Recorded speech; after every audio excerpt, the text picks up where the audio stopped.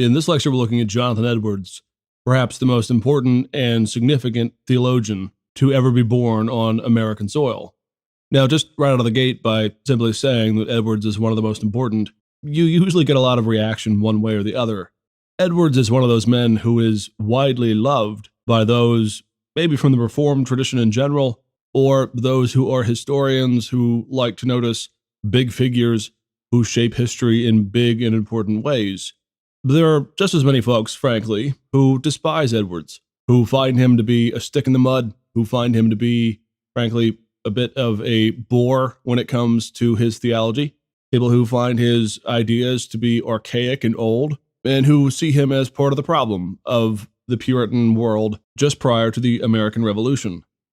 Well, as with all things historical, we're going to sue for peace, and we're going to sue for an actual historical understanding as to where Jonathan Edwards comes from, as to what his perspectives are on things, as well as to where he fits within the rapidly evolving and changing landscape of American Protestantism. Edwards, of course, comes from this day and age just after the real founding and the establishment of what we today know as the colonies, which of course is the American eastern coast, the eastern flank of the New World expansion, which, as we've seen in previous lectures, is too often taken in isolation as being unto itself. The fact is, of course, that over the years you have Spain taking everything from the Caribbean to Florida, all the way out to, obviously, Central America, to the American Southwest, and out to places like California. During these same years, in fact, just as we get closer to the American Revolution, you have the French dominance in the Midwestern portion of the Americas, you might say just on the other side of the Appalachian Mountains from the 13 colonies.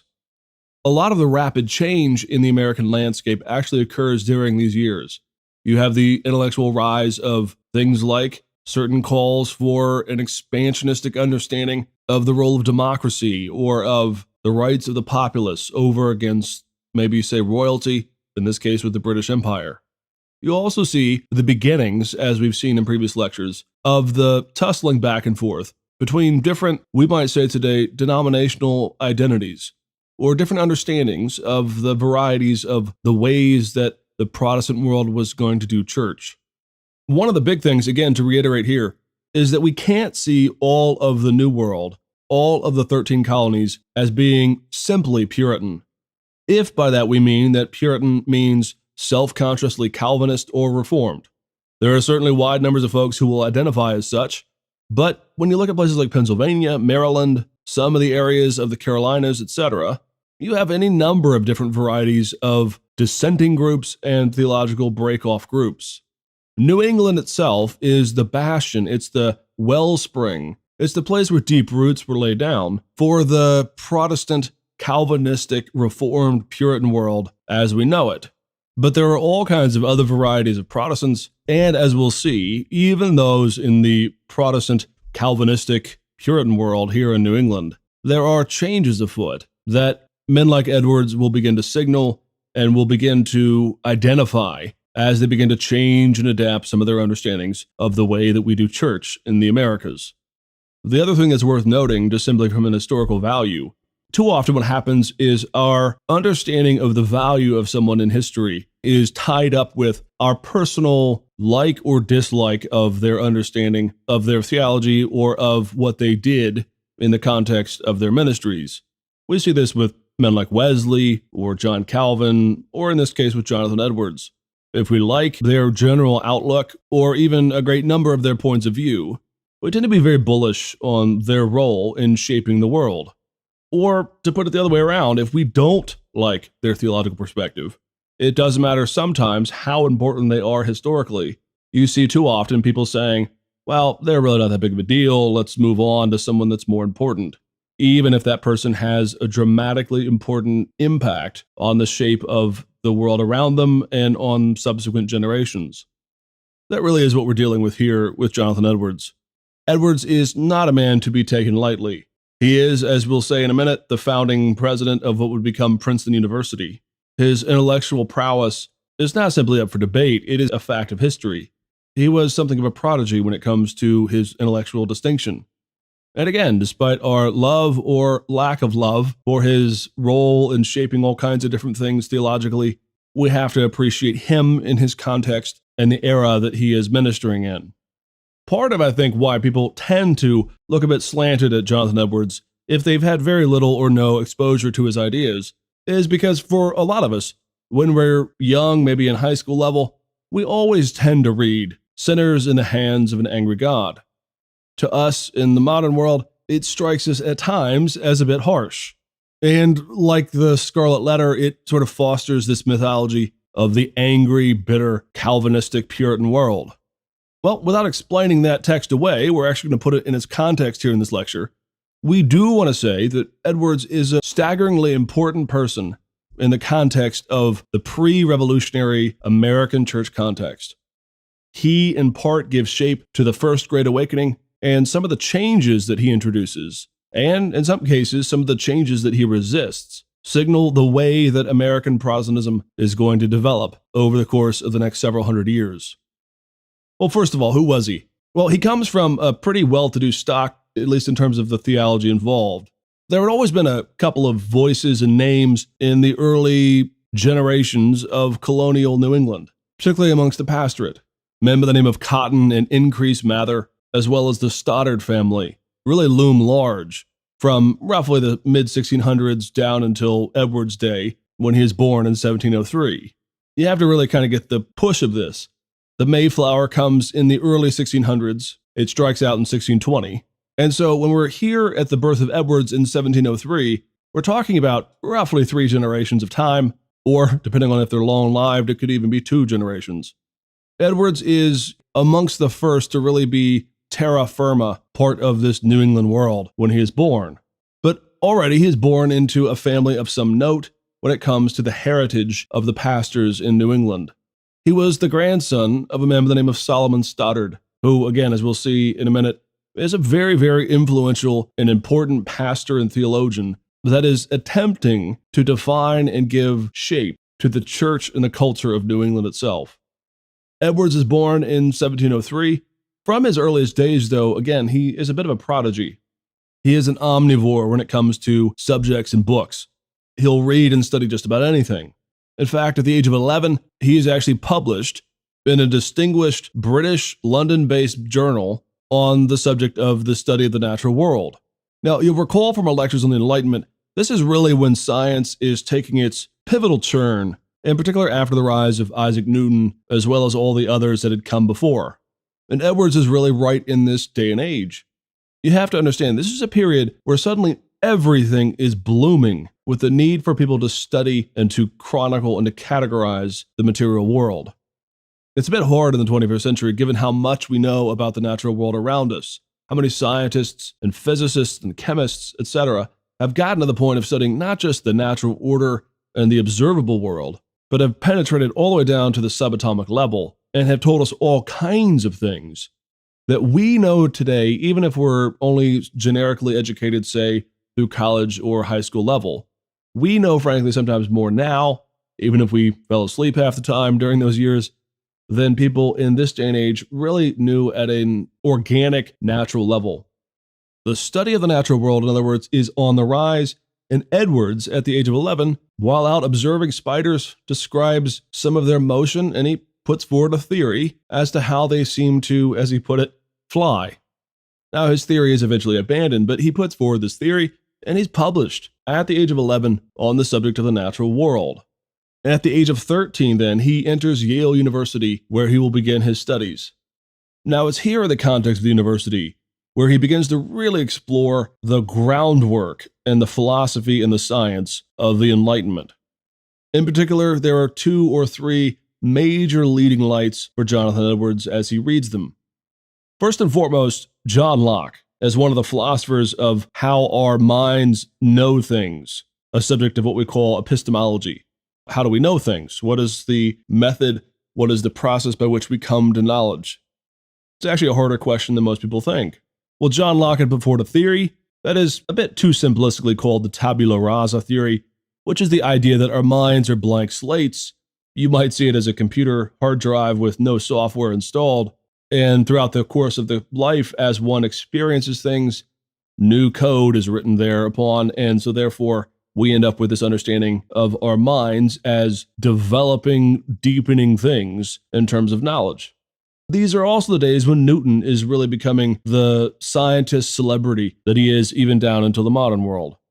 Too often, though, again, as we've pointed out in our lectures on the Enlightenment, these philosophers and scientists during this day and age are seen as synonymous with the later, more or less anti-religious perspective of certain scientists, or at least with the more deistic understanding that there may be a God, but his involvement in the natural world is relatively uncertain, or at least that of a great clockmaker who wound up the clock and is now watching it operate on its own principles. No need for direct, immediate involvement per se. Now, these are overly simplistic ways of describing the Enlightenment understanding of God and the natural world, but you get the general idea here at least. This is the way it's understood. Well, as we've said repeatedly, the Enlightenment doesn't by default lead someone away from the faith. And Jonathan Edwards is a perfect example of this. He, again and again and again, describes the mysteries and the wonders and the almost worshipful awe that he experiences whenever he learns more about the natural world, about the beauty of it, about the way it hangs together, about how even the simplest things, the observation of spiders or the natural world, whatever it might be, are signs not of a clock that God has walked away from per se, but rather of this intimate, caring, beautiful world that has God's fingerprints everywhere. In this regard, in fact, Edwards bucks the typical narrative that we're used to of someone has faith, then they get a little science in them, and then they abandon that faith. Now, a lot of that will again come on the horizon. When you get to the latter generations of the Enlightenment, when you move on, in particular into the 19th century, you begin to see more of this antipathy, so that by the time you get into the early 20th century, with the rise of fundamentalism and other things, the relationship between scientists and people of faith is all but broken. But here in the early years of the 1700s, this is not the case. And in fact, in the case of Jonathan Edwards, he sees the two as entirely compatible: the study of the natural world and the study of things like theology and the faith. At some point towards the end of his years there at the University of Yale, though, Edwards has something of a renewal. We wouldn't describe this as a conversion. It's a bit more like the conversion of Wesley, though, where he was seeking salvation and concerned about things. And he was pretty opposed to certain doctrines and he questioned others. But there seems to be some sort of an illumination there where he embraces what would eventually be called, of course, his Calvinistic perspective on the things of faith, some point towards the end of his college years. Fast forward a bit, 1727, he is actually installed as a pastor scholar at the church there in Northampton, where his grandfather, Solomon Stoddard, is currently a pastor. Now, it should be noted, he is, again, a pastor scholar. His main job is to study and to write and to reflect. He is actually being funded, you might say, to be a tutor and to be the leading theologian of at least his city and his church, but the hope is, of course, that he would have a wider reach for this. He would preach from time to time, and he certainly was involved in pastoral ministry, but he wasn't, you might say, an associate pastor. He was a scholar. He was paid to be a pastor scholar for the church. It was considered to be a resource that was necessary. It's also around this time that Jonathan Edwards married, and he married Sarah. And Jonathan and Sarah, of course, had a wonderful love affair, a wonderful marriage, and we can't really go into it in great detail, but this is one of the things that people who love Edwards appreciate so much, is the wonderful relationship he had with his wife and as mother and father to their many children.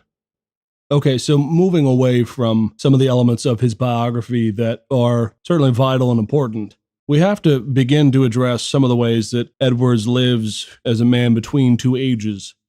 What is on the horizon during Edwards' life is the Great Awakening.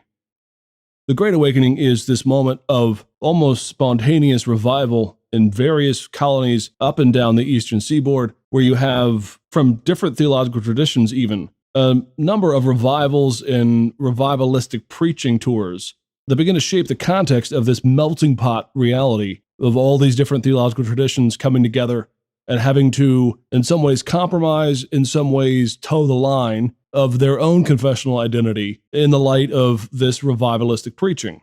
This is also, of course, a time of pretty rapid expansion of the Enlightenment, as we've already seen.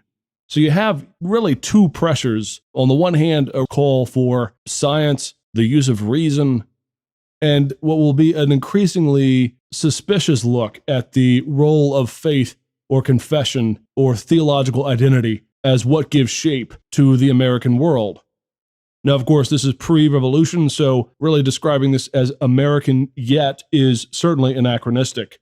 But there are impulses at the intellectual level that are beginning to rise all during Edward's day, and when you get to 1776, it doesn't really spring out of thin air. It rather is resting on a tradition that has gone back at least a generation to this understanding of the role of government in the life of everyday people that will eventually become the American ethos and the American constitutional way of life. In the context of the church, though, this Great Awakening is, again, a time when you see people of different denominational or confessional identities coming together in an effort to work together for the conversion and the revival of the American colonies. Now, that needs some explaining. Too often when we hear about America being a, quote, Christian nation, and I'm not going to get into that debate at all right now, that issue is, of course, dealing with the founding fathers politically and their original understanding of the role of church and state. It's a very, very complex issue that should not be easily sloganized. But I find at times, because people are used to this idea of referring to this Christian period of time when it feels as if so many people in the American colonies are Christian, that the assumption is that they're all warm, hot-blooded, committed Christians who are more living out their faith and beginning to tussle back and forth as to how that life should be lived out. Now, certainly, by and large, there are a significant number of folks who would identify as Christian and who we would feel are of a serious commitment level to the Christian faith itself. However, this is the important thing. Already by the 1700s, people are beginning to feel as if the Christian ethos or the Christian fervor, the actual commitment to the church, is on the wane. It's on a downward slide. And there are a number of things that signal this. There are a number of realities to it. Certainly none of it compares to maybe what we're experiencing in the 21st century as people argue back and forth about different studies and polls and all these kinds of things as to where generation after generation of folks are coming or not coming to the church. In this day and age, though, it is, at least for their generation, somewhat similar. A couple of the main issues that were really beginning to leaven the whole and beginning to shape Puritan New England in particular is the question of conversion and membership. At some point in the transition from the old world to the new, there arose this idea that one could not really justify the claim to being a Christian if you could not justify that based off of a momentary, you might even say radical conversion experience. Now, that is altogether new. It's too often assumed that this is very common, this is very happenstance, this is just the way things are. That's not true of old Protestantism. There has not always been this belief that only if you can demonstrate a moment or an hour where your conversion happens, that you are somehow not truly Christian. In the old world, of course, you had to demonstrate a public profession of faith. You had to give signs and marks to the clergy, to the elders, whoever it might be, that your conversion was true and that you affirmed the confessional identity of the church that you were joining. At no point, though, historically, were there overbearing beliefs or assumptions that one had to demonstrate a radical conversion, usually late in life, in order to justify membership in the church. This, though, is profoundly problematic in the context of New England. You see, because the problem is membership was more than just simply joining a church as we know it today. In Puritan New England, if you cannot join the church, justifying their theology, of course, off of the long-standing tradition of all kinds of Protestant traditions, well, then you can't baptize your own children, you cannot take part in the sacraments, and all of the covenantal connections or responsibilities that are granted to someone upon membership to the church are no longer valid or possible until you can demonstrate this conversion. Now, this is a staggeringly different context and application of Christian life than was really in play, again, in the old world. There have been studies of this, and it depends on the study, it depends on the slice of time that we're talking about, but roughly in this day and age, early 1700s, there are places, if not a wide number of them, where as few as 1 in 10 of those who were active churchgoers in a community could actually name themselves as a member of that community. 1 in 10, which means, of course, that the other 90% are unable to demonstrate through a process of a radical conversion. They're unable to demonstrate this, so therefore they are merely members in terms of church-going members, but they are not actually members of that community. Well, as the generations go on, of course, you have all kinds of debates and fights and questions. There is so much energy and purpose stacked up upon this momentary conversion, these radical experiences, that the newness of this had led the New England church, this very Calvinistic church, down a number of directions that were, frankly, new and even a bit shocking compared to the history of the Protestant message. So, for example, if someone is unable to baptize their children, that's a big deal in a church that affirms infant baptism. Not only are you left out of membership because you can't demonstrate this radical conversion, now your children are unable to take part in the sacraments. Well, rather than wrestle with that doctrine as to whether or not one needs to have a radical conversion only to join a church or to become a member of a church, what begins to occur is they have all these halfway stopping points that develop these ideas within Puritan New England as to how to alleviate the problem. One of the more important ones was actually an idea that Edward's grandfather, Solomon Stoddard himself, played a role in the 1660s. And this was the development of what we know today as the halfway covenant. The halfway covenant, a bit of an oxymoronic statement based on the biblical idea of covenant. There really is not much of a thing as a halfway covenant, but again, applying their principles, trying to come up with some way to bring people halfway into membership, you have this new idea in the 1660s in Puritan New England called the halfway covenant. Well, the halfway covenant says essentially, okay, you cannot demonstrate a moment of conversion. You can't tell us that story. So we still have to work on you some in order to make sure that you're really converted. But we can say that if you can confess with your mouth a commitment to the confessional identity of a church, if you can affirm that Christ is Lord, that he has died for your sins and these kinds of things, if you can affirm that confessional level of identity, well, then we'll consider you halfway part of the church. You can therefore baptize your children. That was the first step. Baptism of children, and that's really all you get. Basically, though, what's going to happen is there's going to be a dividing line between those who are more, we might use the word liberal, more progressive on the idea of how to apply this idea of a halfway covenant, and those who will only go to the point of having a halfway covenant that allows people to baptize their children, though they themselves are not full members. So Solomon Stoddard, for example, is one of these men who believes in a more progressive understanding that the Eucharist itself is not something that you hold back from those who are part of the halfway covenant. He and others actually refer to the Lord's Supper as a, quote, converting ordinance. That is to say, because we can't admit the person to membership, we can use the Lord's Supper in this kind of evangelistic ceremony that hopefully might bring about the conversion of the person. Now, the problem, of course, is this flies in the face of all Protestant heritage, no matter the denomination, frankly. It has always been the case in Protestant theology that the Eucharist, that the Lord's Supper, is for those who are actively members of the church.